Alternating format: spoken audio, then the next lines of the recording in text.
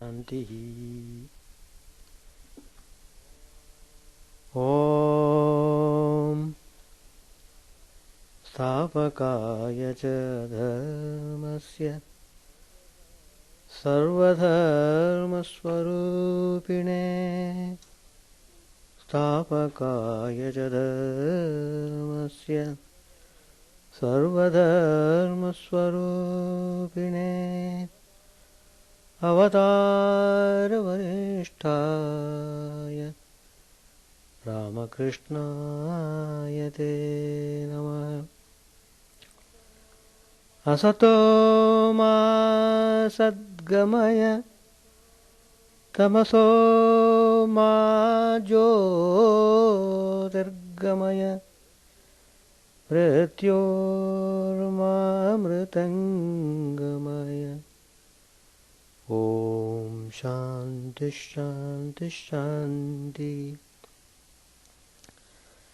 Let us offer our salutations to Sri Ramakrishna, the embodiment of all religions, the Supreme God incarnate, who came to establish religion universal. Let us pray to Him to lead us from the unreal to the real, to lead us from the darkness of ignorance to the light of knowledge, to lead us from death to immortality. We have been studying Gospel of Sri Ramakrishna. Today's topic I have chosen from the text, just do your duty.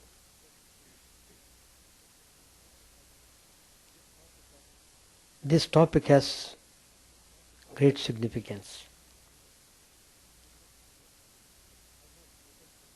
Almost 100% people engage themselves in work. But one should know what type of works are to be done and what are not to be done. Lord Krishna says in the Bhagavad Gita, Niyatang Guru Karmatvam Jayohya Karmanaha Sharira Yatre Picha Na Prasiddhyeda Karmanaha. Niyatang Kuru Karma. Sri Krishna gives a commandment. Do your duties. Shastra Vihita Karma. The duties according to the scriptures. One should know what are the duties, and then one should engage himself in such obligatory duties. The duties have got double effect. One is, it creates very good samskaras in the mind. Secondly, it purifies the mind. If you are not aspiring for the benefits of the duties, they pave the way for spiritual upliftment. Sri Ramakrishna said in the Gospel, a devotee who can call on God while living a householder's life is a hero indeed. These are Sri Ramakrishna's words. God thinks, he who has renounced the world for my sake will surely pray to me. He must serve me. Is there anything very remarkable about it? People will cry shame on him if he fails to do so. But he is blessed indeed who prays to me in the midst of his worldly duties. He is trying to find me. Overcoming a great obstacle, pushing away, as it were, a huge block of stone weighing a ton. Such a man is a real hero.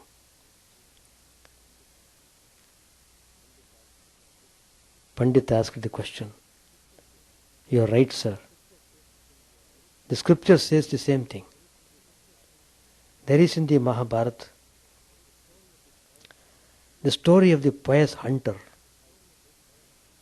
and the chaste woman.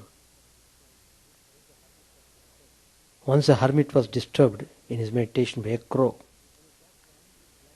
When he cast an angry glance at the bird, it was reduced to ashes. So the hermit became very proud of his spiritual power. I have destroyed the crow by a mere glance. I must have made great progress in spiritual life. This story comes in Mahabharata and it's also recorded in the Gospel of Sri Ramakrishna. Then one day he went to a woman's house to beg his food. So he called for the food. Bhavati Bhikshan Dehi, give me food. But the woman was devoted to her husband and was serving him, providing him with water to wash his feet and even drying them with her hair and so on. So when the hermit knocked at her door for alms, she was engaged in the service of her husband and she could not immediately come to open the door at once. So this hermit, he became very angry. He began to curse her. Then the woman inside, she was not an ordinary woman. She was a very chaste woman, performing her duties meticulously. She answered from the inner apartments,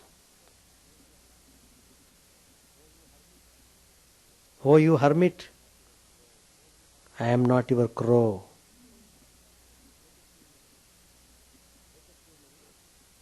Wait a few minutes.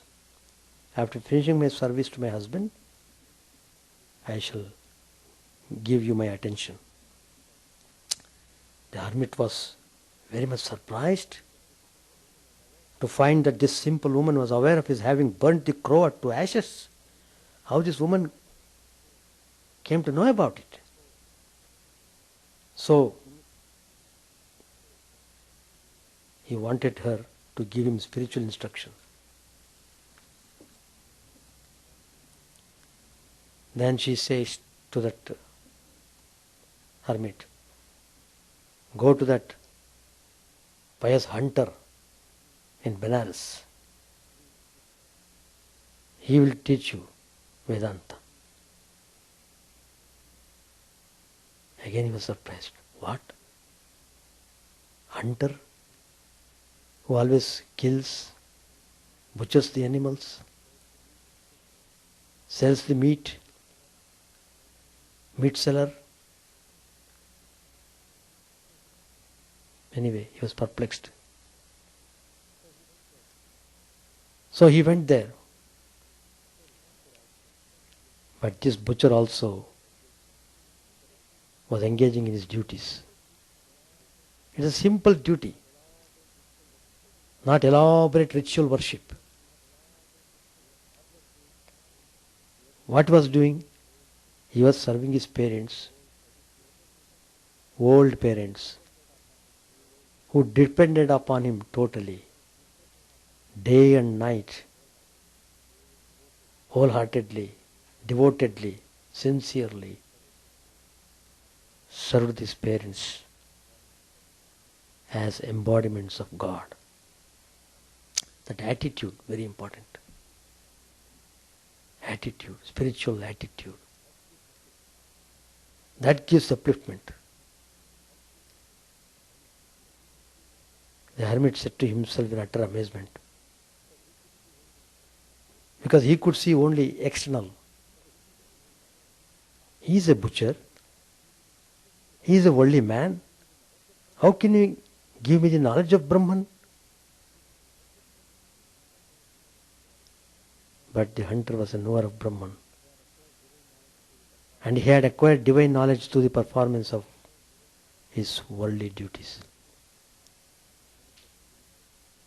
The hermit was illumined by the instruction of the pious hunter. It's called Vyadha Gita. You can see it in the Mahabharata. Duties may be worldly, but if you have a spiritual attitude, then they become offerings to God.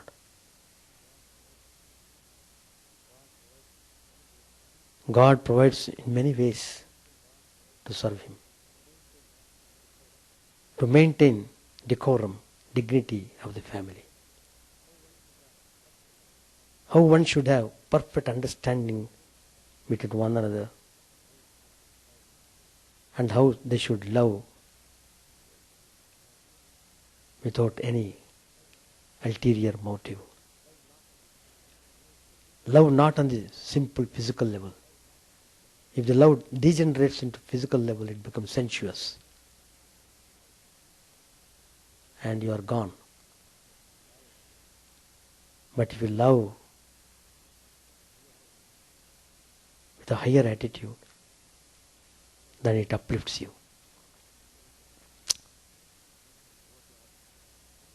One devotee asked Sri Ramakrishna, "Sir, why has God put us in this world?" Sri Ramakrishna answered him very nicely. Beautiful answer. Do you know why? Because the world is the field of action.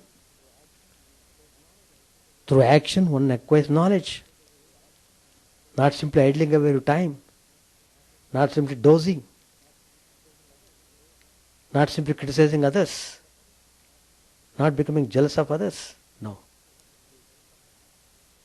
Engage actively in action with the attitude of divine ideas.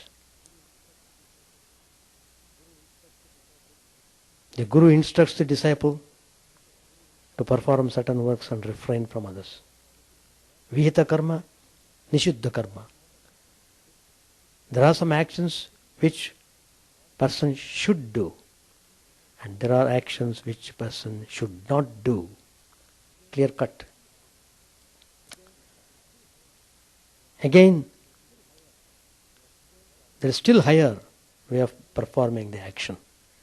He advises the pupil to perform action without desiring the result.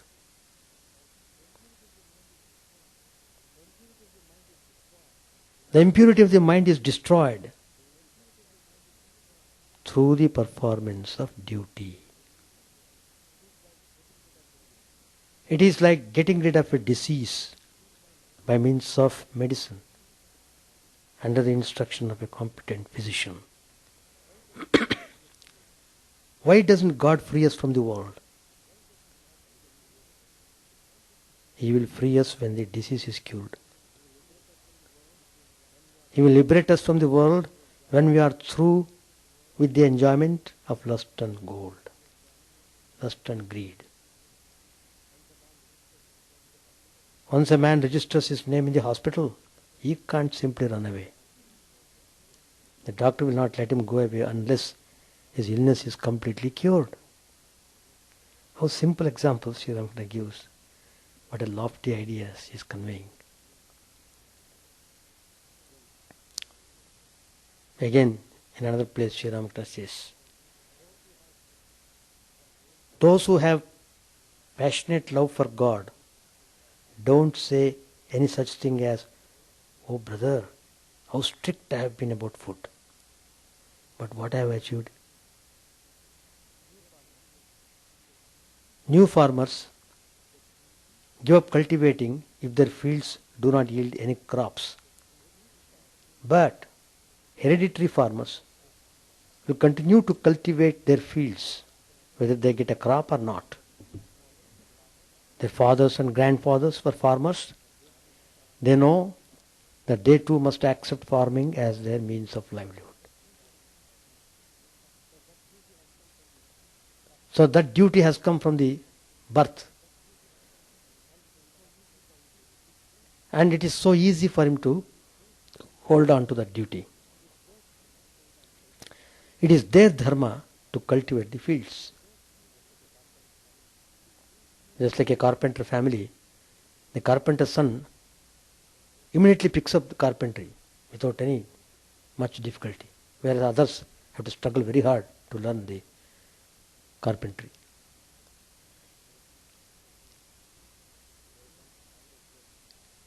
There was once a horrible drought.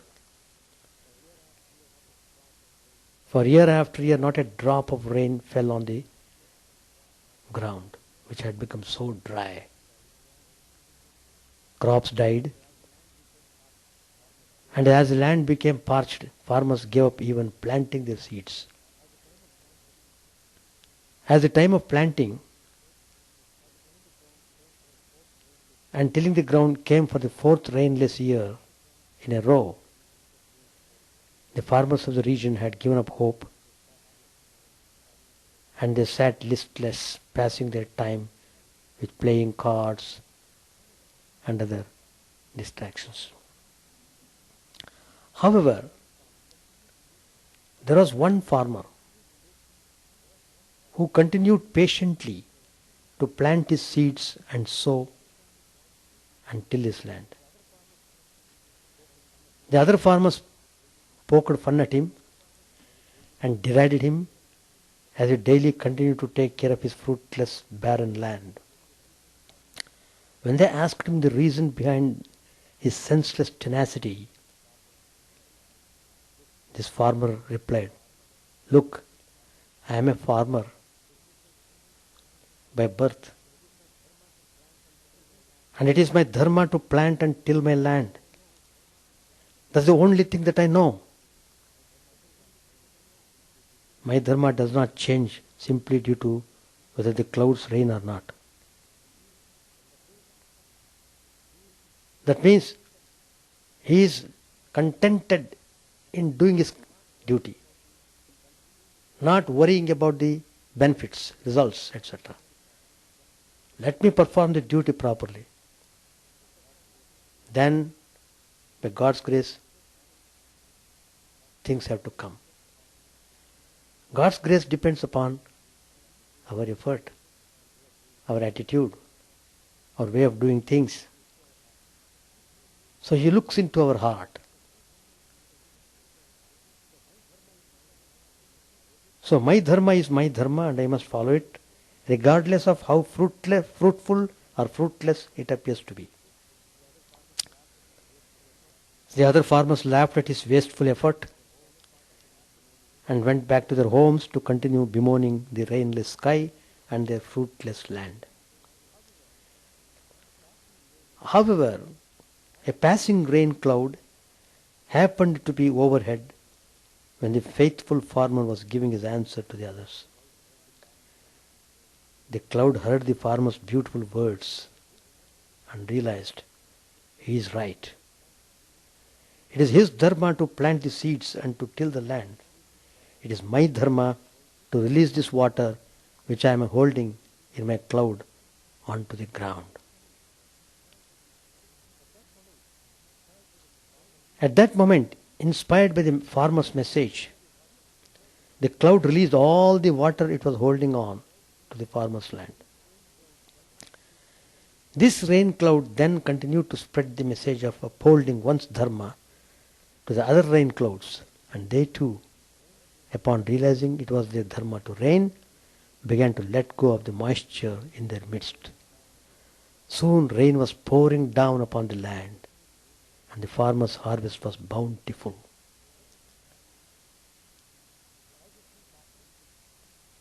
All these things happened because the farmer dedicatedly was performing his work, his duty,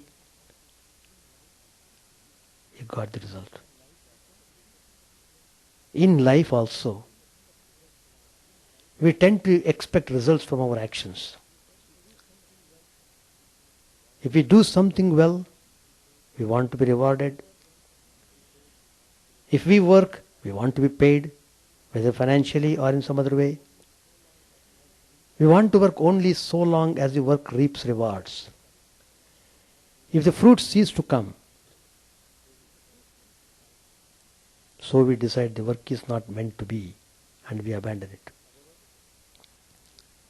However, that's not the message of which Lord Krishna gives to Arjuna in the Gita. The message is that we must do our duty regardless of the fruits.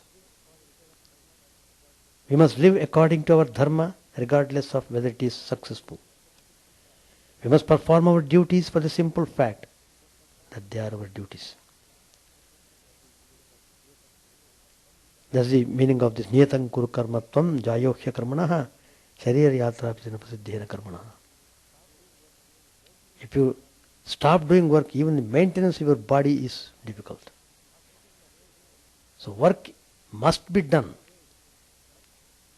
There is no way. Lord Krishna himself tells, I myself am doing work continuously, non-stop. So, but there is a way of doing the work. Lord Krishna tells Arjuna to stand up and fight, and says that even if he dies in the battle, he must still do his dharma. The Lord tells Arjuna that it is divine to die on the battlefield of life, meaning engaged in performing your duty. He explains that either way, Arjuna will win. If the Pandavas win the battle, then they will obliterate the evil influence of the Kauravas and inherit the kingdom. If, on the other hand, the Kauravas win the battle and the Pandavas are killed, then they will go straight to the Lord's eternal abode, because they died in the service of Dharma. Usually in life we know what our duties are. We know our responsibilities. We can see the right thing to do. This is especially true if we take quiet time to meditate, reflect and contemplate. Yet, too frequently, we walk away from doing the right thing or from performing our duty due to the uncertainty of the result. We don't want to waste our time or look like a fool. We neglect our responsibilities by saying it doesn't matter anyway. We shun our duties with words like, well, no one else is doing, so why should I? This is not the way to live. We must realize that there is an enormous, infinite cosmic plan at work, and we must all perform our allotted tasks to the best of our ability. Allotted task. Whether we actually succeed or fail in the venture should not be the biggest concern. True success comes not in a financial win, but rather in the humble, tenacious, dedicated performance of our tasks. Interestingly enough, when we act with righteousness and integrity, we find that others will follow. It is not that we are taken advantage of, as we frequently fear. Rather, if we set the divine example, others will follow suit. Yadidatri cheshta tado. This is a famous sloka in the Bhagavad Gita. Just as the rain cloud followed the example of the tenacious farmer, so will those in our lives follow our own examples. If we act with honesty, we receive honesty. If we act with dedication and love, so we will receive dedication and love. If we fulfill our dharma, so will those around us learn to do the same. Yet, even if we are the only ones acting piously acting honestly, acting with devotion, it shouldn't matter. Our lives, our happiness, and our karma are individual entities. They are not dependent upon the response from others.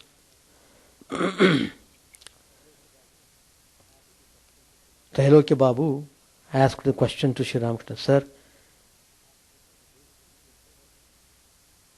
where is people's leisure? They must serve their English masters.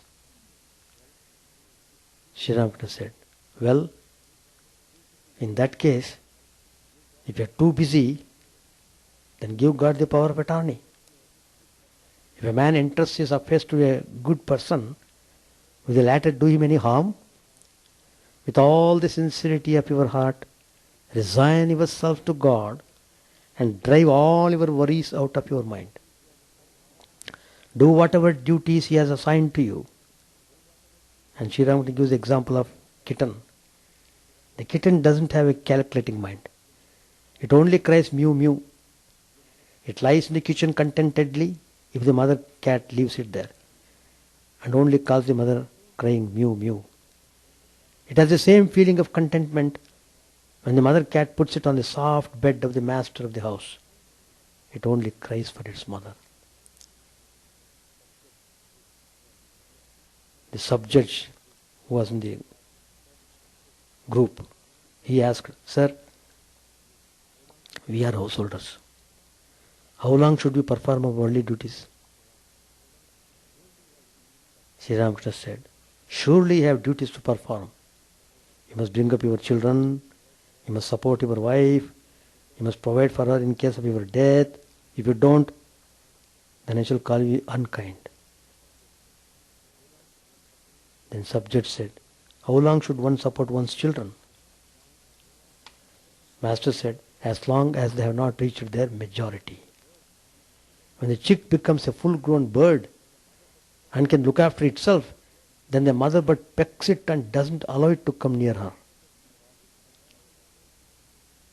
God Himself carries on His shoulders all the responsibilities of a person who thinks of Him with single-minded devotion and is mad with divine love.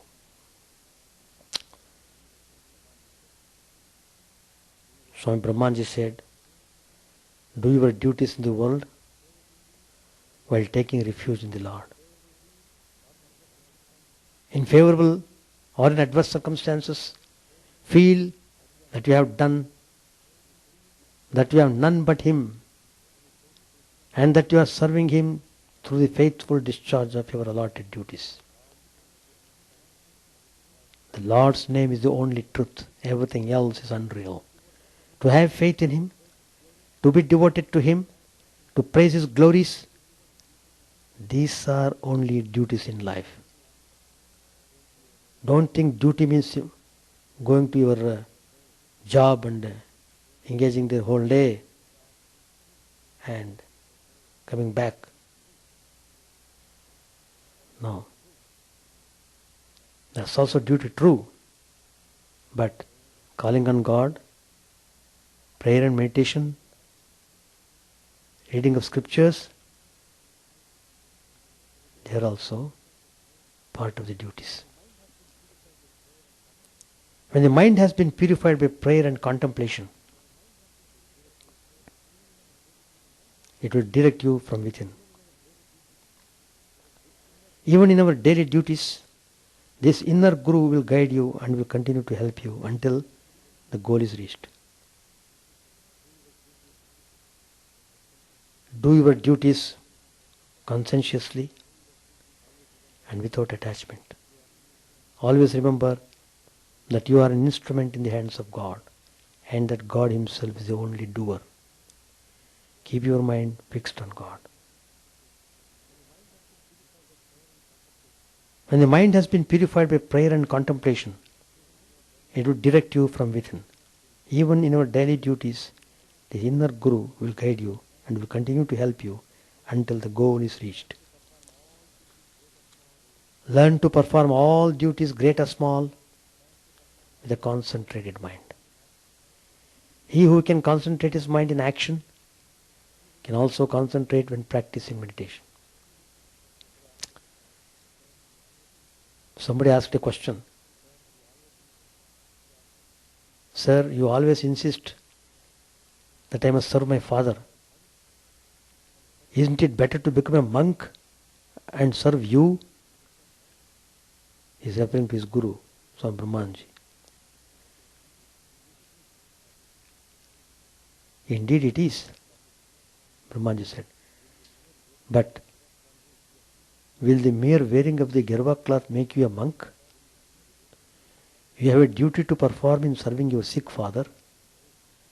I am asking you to serve your father, my child, and at the same time to continue your regular spiritual practices. Such service will help you in your spiritual growth. Swami Chidananda ji said, perform your duties, but at the end of the day, do not fail to call on God with great yearning at least once. Duties and responsibilities there are, of course. I don't ask you to neglect them. But in the midst of everything, think of the Lord, pray to Him, repeat His name, and do spiritual practices. You have, of course, your worldly duties and responsibilities. As long as this creation lasts, duties and responsibilities will exist. But in the midst of all these, you will have to make a little time to call upon the Lord in seclusion. Otherwise you will come to grief.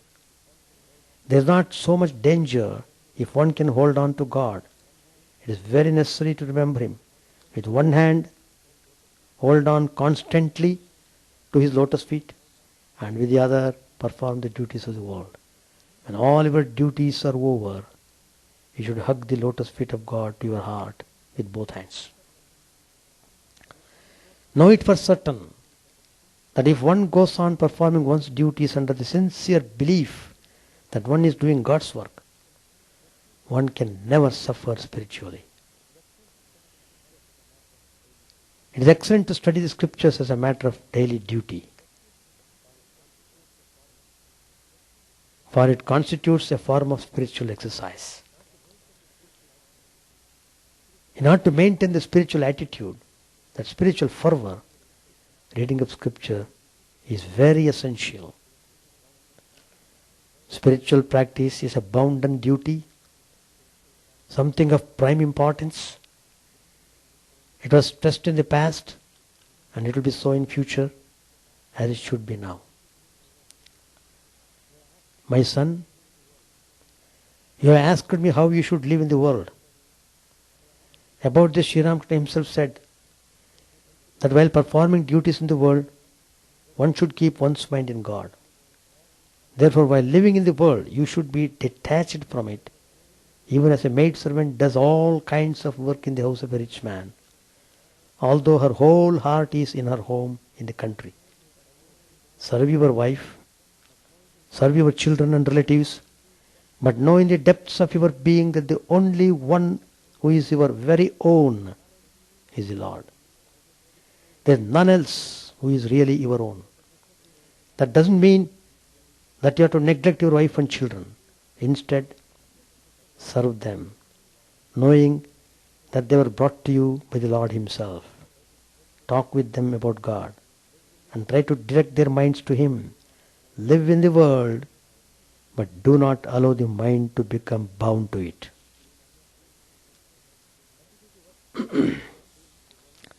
Continue the work you are doing in the world while engaging in some form of selfless activity. Selfless activity, that's very important. Swami Premanji said, to keep recollectedness of God is the one duty of man. Swami Turiyananji said, do your duty manfully in whatever station of life you may be put, and prove yourself a mother's child by bringing all sorts of circumstances under your feet, having full consciousness that you are above them all and they have no power to frighten you, far less to gain ascendancy over you in any way. But can one give up the householder's life, though it is no more appealing, when there are wife and children? What then will be their fate? It is selfishness pure and simple. To be in the world and maintain the family, to fulfill one's duties, this also is certainly religion. Nothing will be gained by giving up all of a sudden. One cannot climb to the roof in one bound. It is selfishness that is impure. First of all, a man should perform his duties according to his caste and order of life. And when the mind is thus purified, he should approach the qualified teacher for the attainment of self-knowledge. There is no way out unless one has fulfilled one's duties. There is no freedom, no respite until you have done your duties. That which you have given up without performing will be waiting for you, only to appear again. Face the brute. You can't save yourself by flight. Do your duties in the world, but think of God all the while. The case of the woman in love who thinks always of her lover in all her daily duties is illustration in point. Swami Adbhutanandaji said, why should you give up your family? Doesn't one's family belong to God? Therefore call on Him who is the real head of the family. One will have to do one's duty in this world. How can you escape it? Wherever you go, the world will follow you. Swami Abhedanji said, your duty for the present, when you have mental unrest, is complete resignation to the will of God. Swami Ramakrishna Math said, depend upon God entirely and do your duty. Always abide by the will of God and take everything in the best light. You should not be anxious of the future. Whatever takes place here on this earth is for your good, for all things are disposed by God. In the meantime, it should be our duty to be dutiful.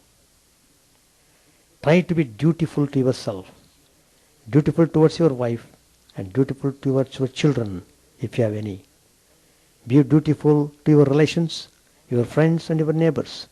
Be charitable, honest, plain and truthful. Above all, have an intense devotion and love for God, the author of your being. Lead this life until it becomes one with your nature. Try to be pure by ever striving to be dutiful to your parents, your wife and children, relatives and friends and your neighbors. Be an ideal householder first, for then alone will you be able to be a real yogi. Be always vigilant in carrying out your duties. Shake off all dullness from within you. Laziness is the worst of all sins. Swami Ramakrishna said, the first personal pronoun is at the root of all our miseries. What is first personal pronoun? I. Hence, our primary duty should be to get rid of it somehow or other. Do your duty for God's sake. Know that all belongs to God and you will reach the freedom and wisdom in time. This is Karma Yoga. Swami Chidananda said, since past mental tendencies cannot assert themselves during the performance of duties, you should apply your whole mind to them. Selfless work is the best means of winning a victory over past tendencies. If you carry on your spiritual practices with implicit faith in the Lord, who is your own, you will understand everything in due time. It will gradually be revealed to you how you can cultivate absolute reliance on God while performing your duties. You should analyze your mind and see whether you have been able to cover every bit of work with the Spirit of God and judge whether the duties you are performing are for His sake or for the propitiation of your spurious self. The work that you do is to be performed with the right attitude. You must feel that the duties that you are discharging have been entrusted to you by the Lord. You are doing them only to satisfy Him and not to satisfy your selfish will. No work is menial. If a worker performs his duties properly and his life embodies the spirit of detachment throughout, he will ultimately attain the highest goal. In other words, he will see God in everything and attain pure knowledge, which will burn all the seeds of karma. He will not be born again, and his soul will merge itself into Brahman at the dissolution of his body. The aspirant must try all means for the fulfillment of his immediate duty, but should not get disappointed if he is not successful. For though one of the factors may be fulfilled well, yet the work may not turn out successful for want of the other factors. Hence, to do one's best and be at peace without being anxious about the result is called Karma Yoga. Swami Akhandanandaji said, do your duty, and in the midst of duty, keep alive the idea that you are doing Lord's work. Swami Subodhanandaji said, man enters family life and gets involved in worldly affairs. But if he takes refuge in the Lord and then attends to the duties of life, he can withstand much better the storms and stresses of the world, all of which he can ignore by his dependence on God's dispensation. Swami Vivekananda said, the supreme duty of man is to remember him always, whether one is engaged in consciously repeating his name or not. Every breath of ours should be associated with him. In our mind, always, every breath of ours should be associated with him in our mind. It is a duty of everyone to donate a certain portion of income for the public good, for that is the law of nature. You will get back whatever you give. A change in your circumstances today may reduce your tomorrow to penury and make you dependent on others. You suffer as a result of your own past actions, and that is why you should devote a portion of your income for the food of others instead of appropriating it entirely to yourself. Our duty is to make ourselves God's servants, to think and work for Him and meditate on Him. Whatever we do should be dedication at the feet of Mother. Her external manifestations are time, space and causality. As a perfect embodiment of all wisdom, she points out where our duty lies. And that is exactly what we have got to do. My brother, that's what we have got to do.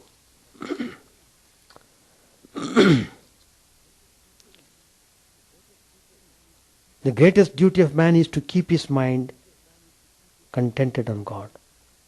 With every breath we should think of Him. So, that's the technique of performing one's duty. You don't have to undertake severe austerities to please God. Just do your duty.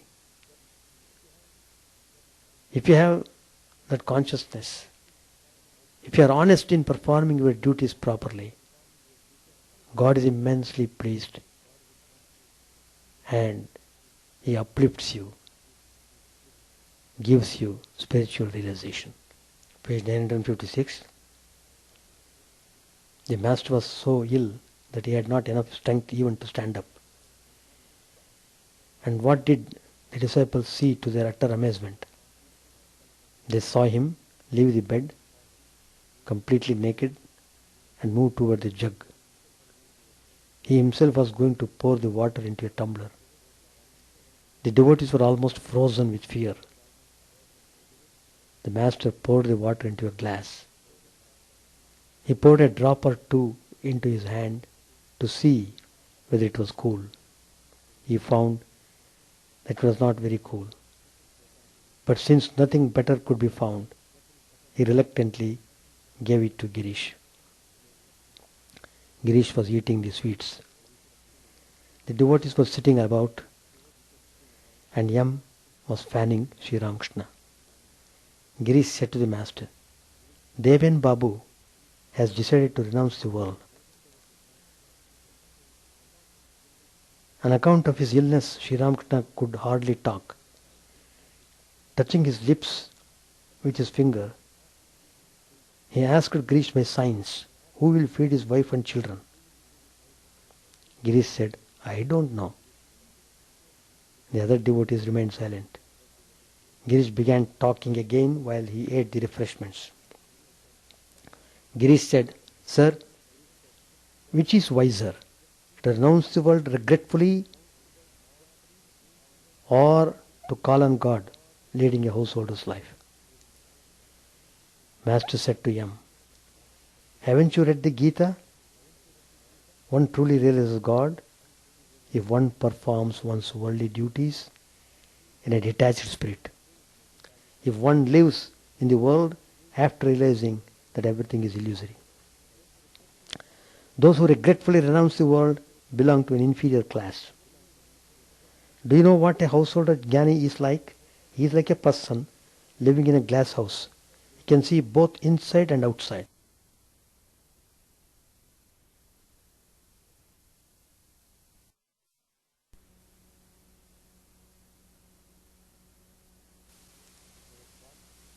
They were bought from Fagu's shop. The place is famous. Master smilingly said, yes, famous. Girish said, they are really nice. To the master, he said, sir, my mind is now on a very lofty plane. Why does it come down again? Master said, that always happens when one leads a worldly life. Sometimes the householder's mind goes up, sometimes it goes down. Sometimes he feels a great deal of devotion, sometimes he feels less. This happens because he lives in the midst of lust and gold. Sometimes a householder contemplates God or chants his name, and sometimes he diverts his mind to lust and gold. He is like an ordinary fly which now sits on a sweetmeat and now on filth or rotting sores. But it is quite different with sannyasis. They are able to fix their minds on God alone, completely withdrawing them from lust and gold. They can enjoy the bliss of God alone.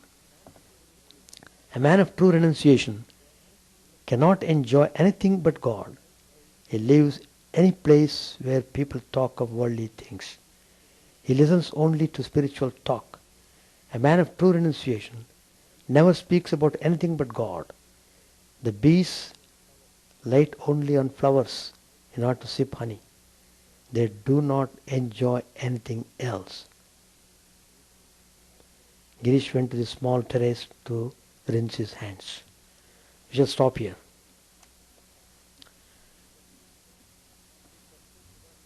Any questions regarding performance of duties?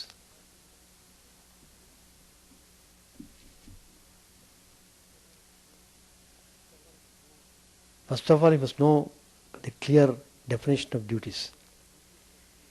And the duties must be in accordance with dharma.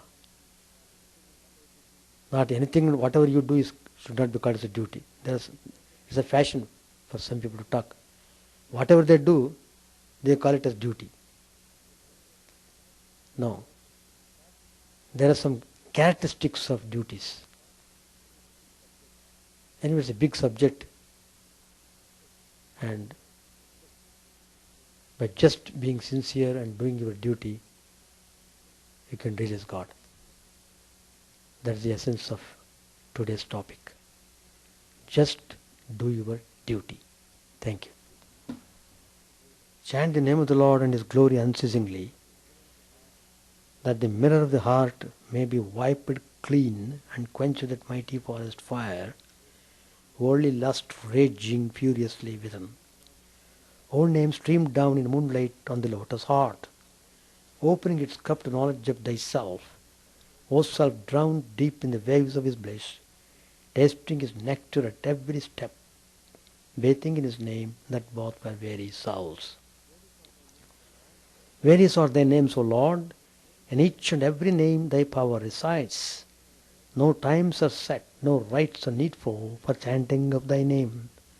So vast is thy mercy, How huge then is my wretchedness, who find in this empty life and heart no devotion to thy name. O my mind, be humbler than a blade of grass. Be patient and forbearing like a tree. Take no honor to thyself, give honor to all. Chant unceasingly the name of the Lord. O Lord and soul of the universe, mine is no prayer for wealth or retinue, the playthings of lust or the toys of fame. As many times as I may be reborn, grant me, O Lord, a steadfast love for thee. A drowning man in this world's fearful ocean is thy servant, O sweet one. In thy mercy, consider him as dust beneath thy feet. Ah, how I long for the day when an instant's separation from thee, O Lord, will be as 1,000 years, when my heart burns away with its desire, and the world without thee is a heartless void. Prostrate at thy feet let me be, in unwavering devotion, neither imploring the embrace of thine arms, nor bewailing the withdrawal of thy presence, though it tears my soul asunder. O thou who stillest the hearts of thy devotees, do with me what thou wilt, for thou art my heart's beloved, thou and thou alone. O Lord, lead us from the unreal to the real, lead us from darkness to light, and lead us from death to immortality. May all be free from dangers, may all realize what is good, may all be actuated by noble thoughts, may all rejoice everywhere, may all be happy, may all be free from disease, may all realize what is good, may none be subject to misery. May the wicked become virtuous, may the virtuous attain tranquility, may the tranquil be free from bonds, may the freed make others free.